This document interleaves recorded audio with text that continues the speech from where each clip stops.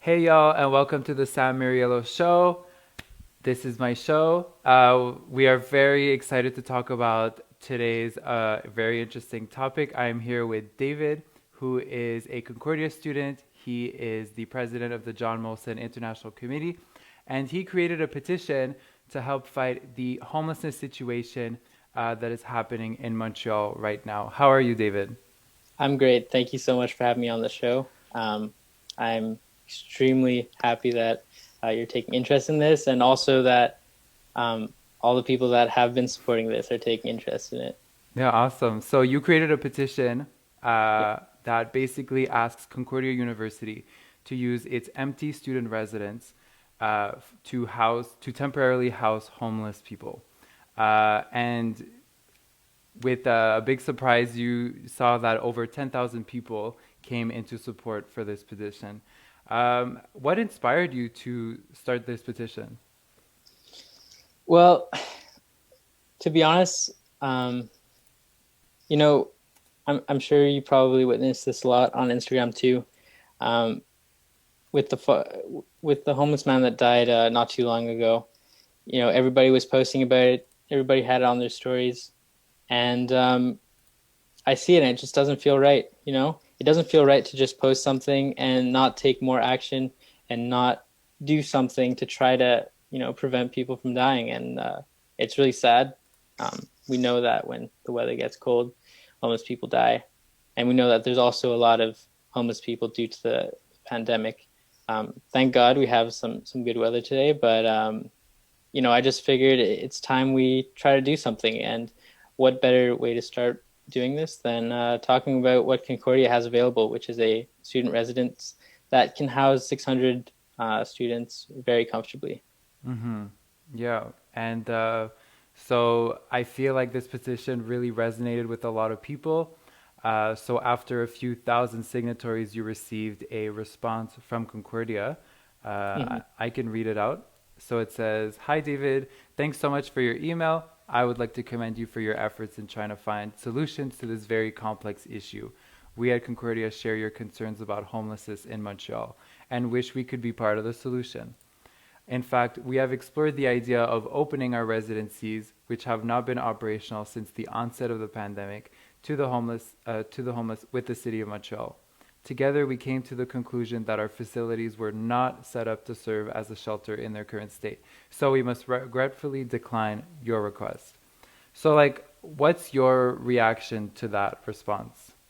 So, um, what I replied to this email, of course, I'm going to be paraphrasing a bit, but it was, well, first of all, what went through my head was, okay, so the residences are not adequately set up to house homeless people. So, like, what can we do to make them set up to house homeless people? Um, it was just like um, we have this petition with, I think at the time of that reply, there was probably about 1,000 signatories, and just to say, oh, it's not set up. I didn't feel like it was a good answer. So essentially, what my response to that was, well, what can we do to set it up? Because if it's a financial problem, like I'm sure we could raise funds. I'm sure like there's more than enough organizations that are willing to support this cause. Um, yeah, I guess that's Yeah. essentially my response. Yeah, I totally feel that. For the people watching this video right now, feel free to participate in the live chat. There is an interesting comment that I saw about this response from Aaron Kohenka, which reads, "Grainans is also probably more set up to serve as a shelter than, oh, I don't know, the streets." So I find that really interesting because, I mean, it's, straight to the point. Like, we have an option right now to house homeless people in this empty building. And it seems like we could do, a lot more about the situation. Hmm. Yeah. I also want to talk about something else that's also been bothering me. So, if you're a Concordian, I'm sure you've heard the speech where they acknowledge that we are situated on Indigenous land um, multiple times, and I think that's an amazing first step. Of course, acknowledging is an amazing thing. It's something that we did not have before, but I feel that um, we could be doing more, Like we know that homeless populations are a large percentage of them are indigenous. And what better way to acknowledge that this is their land than allowing them to have somewhere to stay, um, especially since the facilities where they would stay is built on the land that was stolen from their ancestors. Right. It's true. We really should be, acting maybe a bit more like, even as the students, like I know we're like depending on the admin to react to this situation, but at the same time, like us as the students, as the Concordia community, we're the ones paying for these services. We should have a say in the way that it's being done. So in their first response, they said that it is not doable, it's not feasible. They considered it, but they said it's not possible. I asked them directly if they could elaborate on the reason for why it's not feasible, and they gave me this response. And I know they also answered you as well. So Hmm. this is the response that I got. It's not showing up. Hello, Sam. We did indeed exchange with the student David, and as previously mentioned, we cannot set it up in the current condition. This is mostly a public health and safety issue. The current layout of our residencies, where people share bathrooms, dining areas, and common areas, does not lend itself easily to social distancing. Improvements are underway at Grey Nuns residence as we speak, but these will not be complete for another month. So again, I've did they give you a similar response? Um, yeah, I'd say the main gist of my response was talking about renovation and saying it doesn't lend itself to social distancing. Mm-hmm. Um, yeah, so am I giving my response here too? Yeah, go ahead. Um, so first of all, when I got that email, it ended with Lauren trying to schedule a meeting with me, which may or may not be tomorrow. I didn't get a confirmation yet, but I guess we'll see when my phone rings. But my reply to that would be not this isn't what I replied, but this is what I feel about the response is first of all, if it doesn't lend itself to social distancing, I mean, I would argue that it probably does. I had a student reach out to me who is preparing to draft a floor plan to show that it does, in fact, lend itself to social distancing. And additionally, we don't have to fill all 600 beds. We could limit that to, even like 100 beds, I think would be a very conservative amount. Additionally, we can also provide protective equipment, masks, hand sanitizer. Um, Not the ideal solution, of course, but if we can raise funds and supply those, it would also alleviate some of the stress that comes with that. And lastly, the renovation thing. Um, I guess like that kind of goes down to what you value more. When you're making a decision, you kind of weigh all the options and weigh what's better and what isn't great. And personally, I feel like human lives and suffering probably is a is a better alternative to having like a brand new facility and having some nice painted walls. I don't know exactly what they're doing, full disclosure, for the next year, but I don't know. I guess it's about where Concordia stands on that. What is better, renovations or taking care of the community? And I don't know. Mm-hmm. Another interesting thing about the renovations is that Concordia tends to announce the renovations that they're currently conducting. And there's nothing on their website at the moment that Grey Nuns is currently being renovated. So when they say that improvements are underway, it's not very clear if they mean that construction has already begun or they plan on doing it later. Mhm. In the case that it's happening later, I think like maybe we should pause that and take on this really interesting opportunity of being able to help the homeless community. It just seems a little bizarre that they would phrase it that way and that it wasn't announced. I also want to talk about the facilities themselves. So the facility of Grey Nuns is actually, very interesting. I'm going to show a picture of the private rooms that you get at Grey Nuns. So Mhm. here are some of the features of Grey Nuns. You have up to 600 beds available. You have private rooms, you have laundry, you have showers, you have free Wi-Fi, you have 24-hour security, you have a fully functional cafeteria. You basically have everything you need to house, at least 100 people. There's so much potential of, with this building, and it's currently not being used.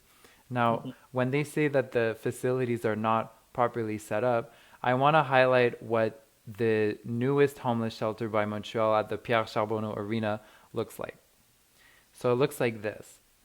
So as you can see, the facility, the new facility that Montreal recently approved, it's clearly not at the same level as Grey Nuns. It's like kind of like a bar lower. So it's kind of bizarre that Concordia and Montreal would claim that Grey Nuns was not really set up for it when it's clear that it would be a lot more advantageous to put homeless people inside of Grey Nuns itself. Mhm. Um, yeah. And like you said, like if there's any challenges, if Concordia is going through, financial challenges or organizational challenges, um, we can help. Like we have 10,000 people who are motivated now to participate. Like if there are actual challenges that we can take on, like we're here to support that. Yeah. Also, I want to highlight that um, by no means do I believe that students who pay money to get an education, pay money for the buildings and stuff. It probably wouldn't make sense to have everybody's money going towards like supporting homeless people, which is not necessarily what they paid for.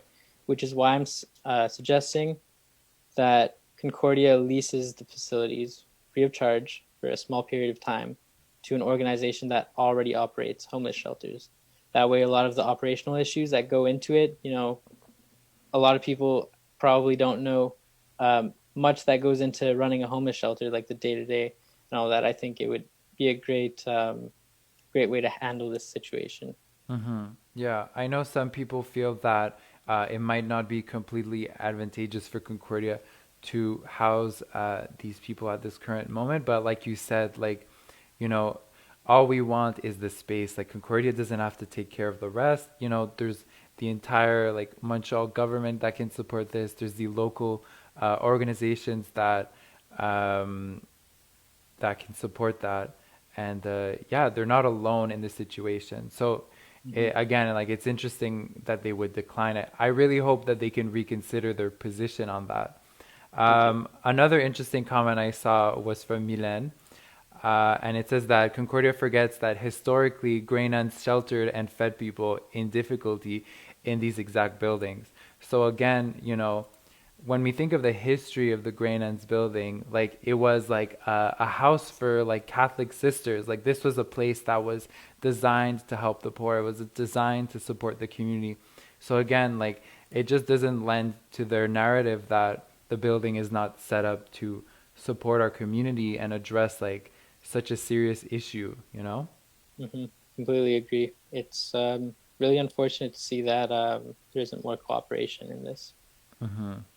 So what I'm wondering now is, what's next? Like, what can people do to support this cause? Like, Well, for now, I'd say the best way you can support this is, of course, signing the petition if you haven't already, getting everybody you can to sign the petition, and also emailing Lauren Farley as well as the president of Concordia. Tell them that this is something that you want. Remember, you pay for their salaries. Your tuition is important. You have a strong voice in what goes on at Concordia. So use that voice, make yourself heard, make it known that this is something that you want, and hopefully we can all work together towards making this happen. Um, what else we can do? I mean, at the moment, it's really all about trying to get Concordia to be more collaborative on this issue. Um, and so far, there's not much budging, but hopefully, we can maybe change their mind. it's true. Like, and we got a live comment from Ant, and it says, "I think time and time Concordia has opportunities in front of them, but they keep ignoring it." They say that they're an inclusive school. They say that they're a school that, supports indigenous communities, which are, you know, majorly impacted by the homelessness situation. And yet here we are. So it's really, what we're asking from Concordia is not like to go go all in about this, but we do want to start the discussion. We do want to consider like what are the opportunities that we can actually like take on. Like we have this entire community that's here to support us on this. So Yep. hopefully they can do more than just send an email from their spokesperson. Yep. Couldn't agree more. Um, so I also heard that you were contacted by a city official about this. So yeah, this is true. Um, I will not say who exactly yet, just because there hasn't been a lot of concrete plans put in place yet. But they are more than willing to work with us. Of course, for those who don't know, there's a lot of permits involved with operating a homeless shelter. So we do have support on that front as well. We also have support from someone who operates homeless shelters. They said if Concordia shows interest, they'd be willing to audit the facilities because, of course, like one of the biggest issues with homeless shelters is insurance. So they'd be willing to audit the facilities and evaluate if this is feasible. First of all, let's hear from the professionals if the facilities are set up for it or not. You know. Yeah, it would be awesome if there was like a committee that could be open up about this. It could have Concordia students in it. It should definitely have you in it. And just have the community so that we can start talking about this. Local organizations should be involved as well. Like I really think, your petition was such a great idea, and it resonates with so many people. So it's really something that we should start considering. Yeah, so in summary, what people can do is that they can email the president of Concordia, Graham Carr, and then also the manager of student life. Is that her name? I think Lauren? director of student life, Direct. but yeah, Yeah, close enough. yeah. I'll put the emails of, I'll put their contact info down below in the comments. And also, please just keep sharing the petition, share this video, talk to your friends, especially talk to your Concordia friends about this. There's so much potential to this, and there's so much we can make such a good positive impact to the community right now. So it's really important that we take this on. I couldn't agree more.